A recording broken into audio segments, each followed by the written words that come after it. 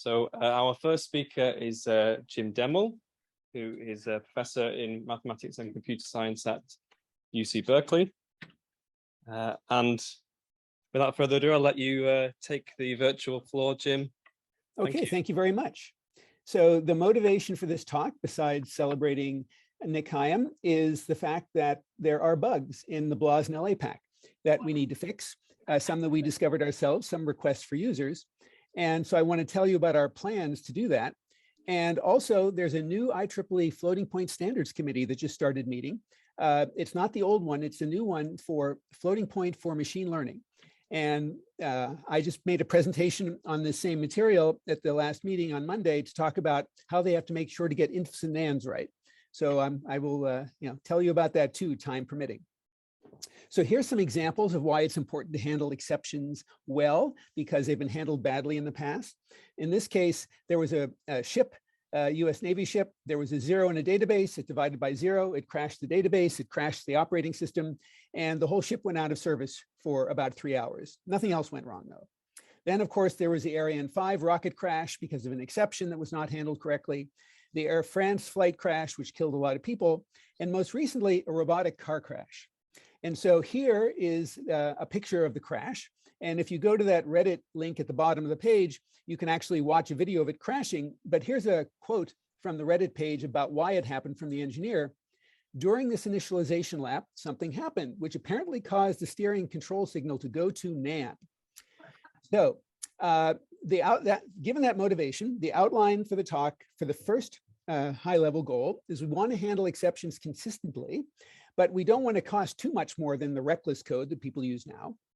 So I'll give you a few examples where the BLAs are not consistent, where they give you the wrong answers, and then how those BLAs conspire to have nla-pack give you the wrong answer, and then why the underlying programming languages and the compilers are also not consistent, that we have to build these other things on. And then I'll very briefly summarize a very long document we're about to release with a proposed new interface and semantics for the BLAS and nla-pack to handle exceptions consistently. The second high-level goal is reproducibility, which you may have heard me speak about before. And one of the reasons that people want to get the same answer every time they run their program is for debugging. There's lots of reasons I'll give you. And so in the last version of the IEEE 754 floating point standard, we added a new instruction to make reproducible summation faster. And finally, if I have any spare time, which I won't, I'll talk about what this means for the new IEEE standard on floating point for machine learning. So here's an example of isomax. Find the index of the largest entry in absolute value, and it's wrong. So here's the simple code. It's as simple as you can imagine. Just loop through the array. If you find something bigger than you found before, update the index. And so if you pass in the array 0 nan 2, it'll tell you 2 is the largest. But if you pass in this permuted version nan 02, it tells you the nan is the largest because of the way that code is organized. And so how do you make it consistent? Well, you have a choice here. You can either point to a nan if one exists, or the first largest number. But because for some people in their applications, nan means missing data. But we're not going to use that definition. We're going to use the IEEE definition. So we're going to recommend that you return a pointer to the nan. And in the case of the complex data, it's even worse. So if you pass in this array of lengths 2, so OV stands for overflow threshold. So the first entry is finite, the second entry is infinite. It'll tell you the finite entry is larger than the infinite entry, which doesn't seem like a good idea. And you can also get the wrong answer if all the inputs are finite. So of course, this has been a standard that's been out there for many years, but we're going to fix it. So here's the next example, triangular solve, in which it does not propagate nans correctly. So in this case, it's a 2x2 matrix. The first row is 1 nan, the second row is 0 nan. And if you solve it, the nan does not propagate. And that's because the triangular solve checks for trailing zeros in the right-hand side and ignores the columns of U. So it ignores the nans. Here's a slightly larger example. It's a 3x3 with a nan in the top row. And there are no trailing zeros, but it recognizes that there's a 0 in the second entry of x2. And so it doesn't multiply that 0 by that nan. So nans do not propagate. And finally, I can take that first example and transpose it, and then ask the BLAS to solve the transpose system. So it's mathematically identical to the first example. And now nans do propagate, even because TRSV does not check for zeros in this case, even though it's mathematically the identical problem. And so again, to decide how to make this consistent, we have to decide what nans mean. If nan means any finite number, then 0 times nan is perfectly fine. But if nan means anything, a la IEEE rules, which we're going to follow, then you can't check for zeros because you'll pass on nans. And unfortunately, as I said, this inconsistent behavior is a standard because it's out there in the, on NetLib. So we're going to have to change that. And finally, one more example that I need to give you just to show you, that LA-PAC can fail above it. So rank 1 update, GER. And it turns out that what the implementation does is, what the implementation does is it checks for zeros in the entries of Y and does not multiply them, but it does not check for zeros in the entries of X. So nans propagate that way, but not if there's a 0 in Y. And so the proposal here is to keep the check for alpha equals 0 because users kind of expect that as a switch. If alpha is 0, don't bother. But we're not going to check for zeros in the Ys or the X's. So now I can take all of those examples and make GESV fail, the standard linear equation solver in LA-PAC. So I'm going to solve a 2x2 linear system by doing Gaussian elimination and 2 triangular solves. And because Isomax doesn't propagate nans correctly, the rank 1 update doesn't create a nan in the Schur complement, and TRSV does not propagate the nan, I get a finite answer to the system. And so this is not the right behavior that people would want. And so how are we going to implement something that's consistent when everything below us is inconsistent? So let me just give you an example of C versus Fortran. So here, I'm going to have these two numbers, 2 complex scalars, which are both have infinite entries. And in Fortran, it uses the standard formula for multiplying complex numbers that we all learned a long time ago. And it gets nan plus I times nan. But C has a different rule. And the C99 and C11 standards, they require that if you multiply these two numbers, you get an infinite answer. And how do you do that? They give you a 30 line of code to implement a scalar multiplication. I don't know that compilers always do this, but that is the rule if you write in C.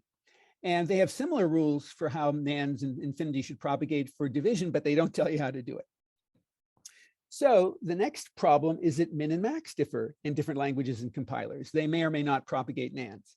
And in fact, in the last IEEE standard, we had to change the definition to make it associative because we hadn't bothered to define max or min.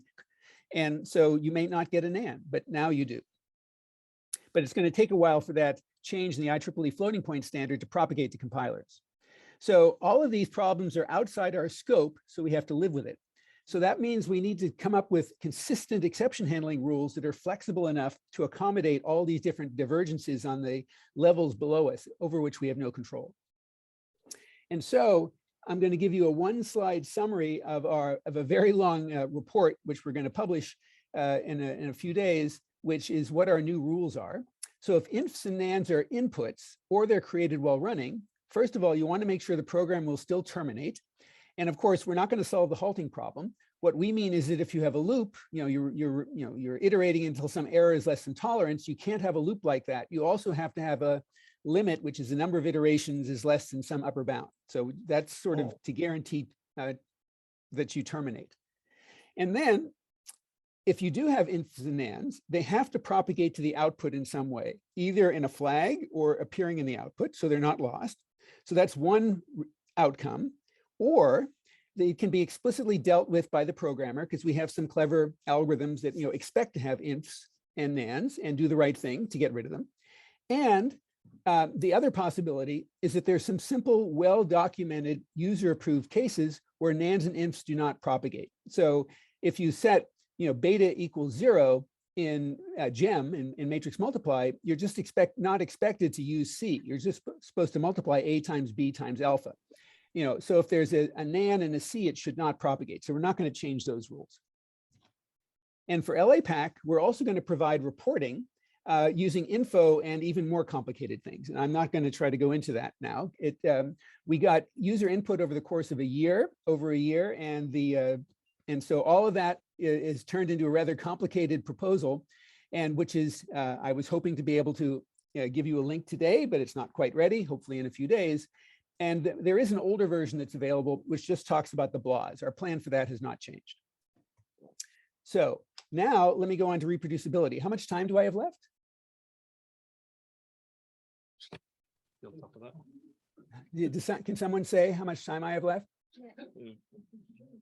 About 5 to 10 minutes. Okay, sounds good. It'll all fit. So what's the motivation for reproducibility? That means every time you run your program, you get the same answer.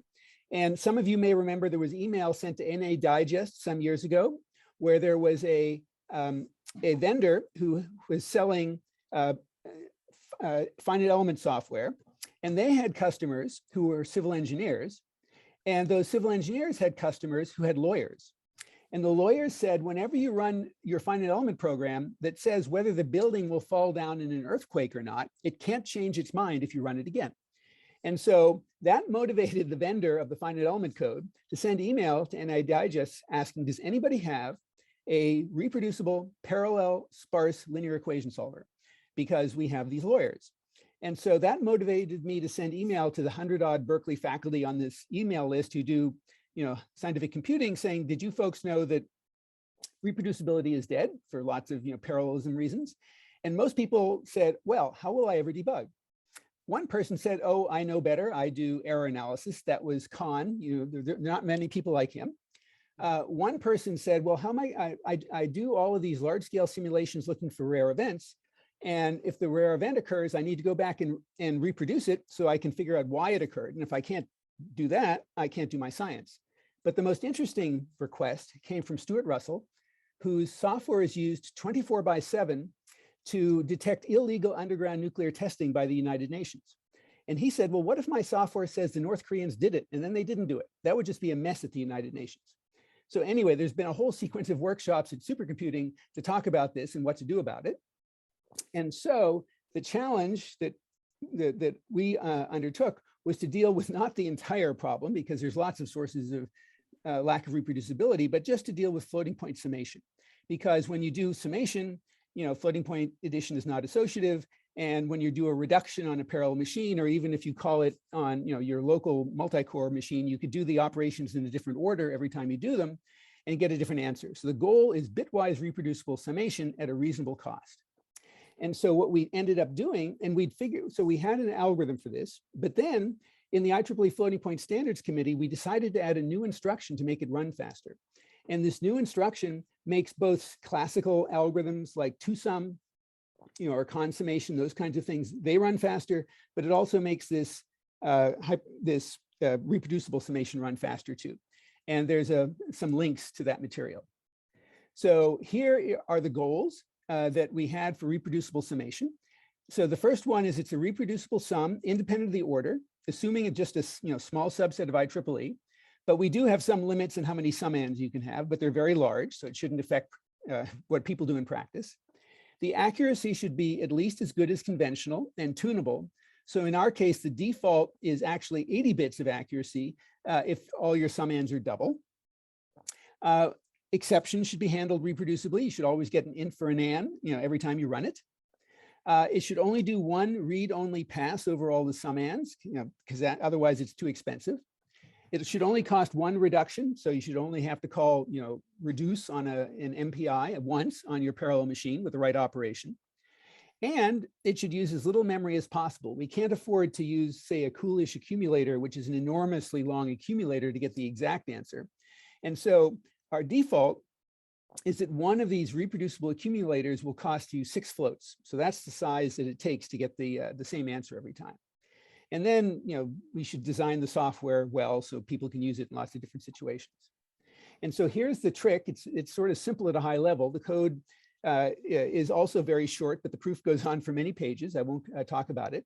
So suppose I have 6 numbers I want to sum, and the horizontal axis here represents their exponent.